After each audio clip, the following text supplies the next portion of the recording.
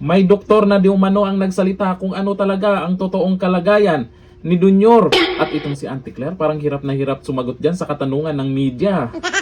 Nasaan na nga ba ang Pangulo? Okay lang ba talaga siya? Kasi ngayong araw, absent na naman sa aktibidad dyan sa Malacanang. Nakaraan absent, ngayon absent. Okay lang ba ang Pangulo? O eto, sa katanungan po ng media dyan kay Auntie Claire, mukhang nahirapan si Auntie Claire na sumagot eh. Merong nabanggit po ang mga media dyan na mayroong source di umano na nagsasabi sa totoong kalagayan ni Marcos Jr. Ito ang video. Yesterday to some reporters saying the president's acute diverticulitis has deteriorated severely due to use. Nagkaroon din umano ng cyst and showed clear sign of perforation which could lead to a life-threatening complication if not addressed immediately. How true is this, ma'am? Ano source natin yan?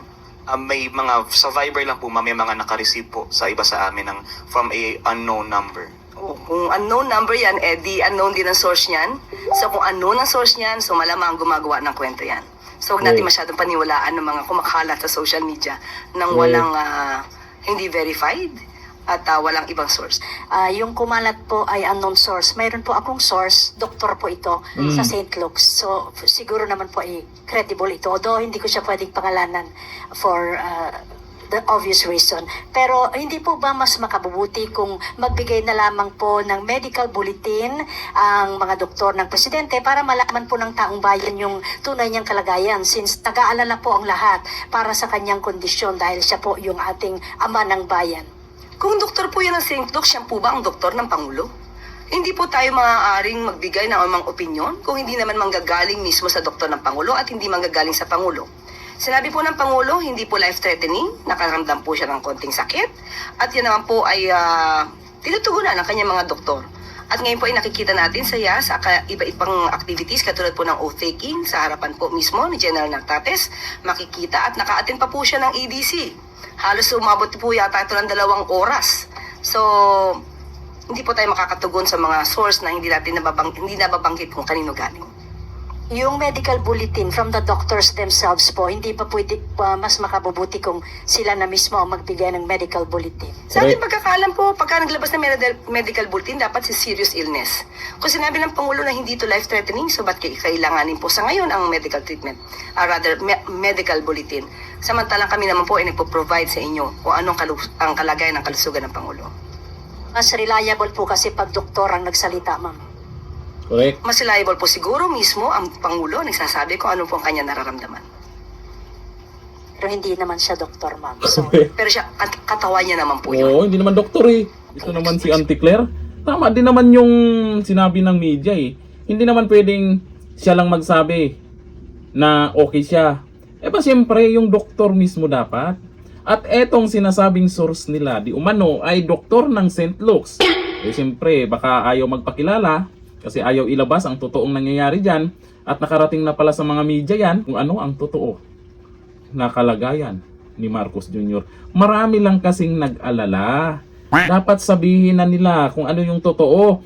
Magsalita na yung doktor, kung sino man yung doktor po ng Pangulo o yung hinahanap nilang medical bulletin, para nakakasiguro naman tayo na totoo. Kasi kung anong yung mga sinasabi ni Auntie Claire, eh mukhang may iba kasi dyan na hindi naniniwala sa pinagyayaw-yaw ni Auntie Claire eh.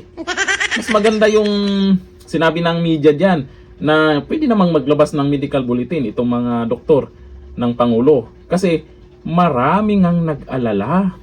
Yung mga tumatawa dyan sa balitang yan, kasi may mga tumatawa eh. Meron pang nagko-comment na wish daw ni Cara David at kung ano-ano pa yung mga comment nila. Yung mga tumatawa dyan, baka naman ay natawa lang kay Auntie Claire. Oo, yun ang tingin ko, iba natawa lang kay Auntie Claire yan. O dito tayo sa mga nag-comment.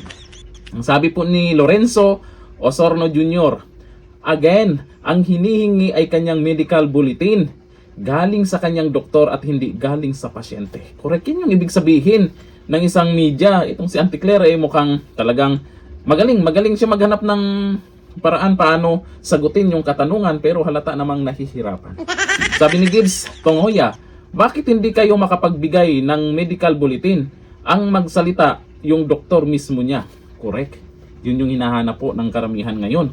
Ano nga ba talaga ang totoong kalagayan ni Marcos Jr.? Hindi naman pwedeng pag merong mga aktibidad na kung saan ay kailangang nandun ang Pangulo, ay wala siya. Ang sabi nila, may ano daw, tuloy-tuloy pa rin yung mga private meeting. Totoo ba yan? Paano tayo maniniwala? Hindi naman natin nakikita. Kasi marami pong kumakalat ngayon na sabi-sabi nila na ganito yung nangyari, ito talagang totoong dahilan. At ang matindi dito, itong mga taga-media ay may mga nagsisend sa kanila ng information. At itong isa ay galing daw sa St. Luke's. Doktor talaga sa St. Luke's. Maraming nag-alala. Pag hindi kaya, nandyan naman si BP Sara. Thank you. Bye-bye.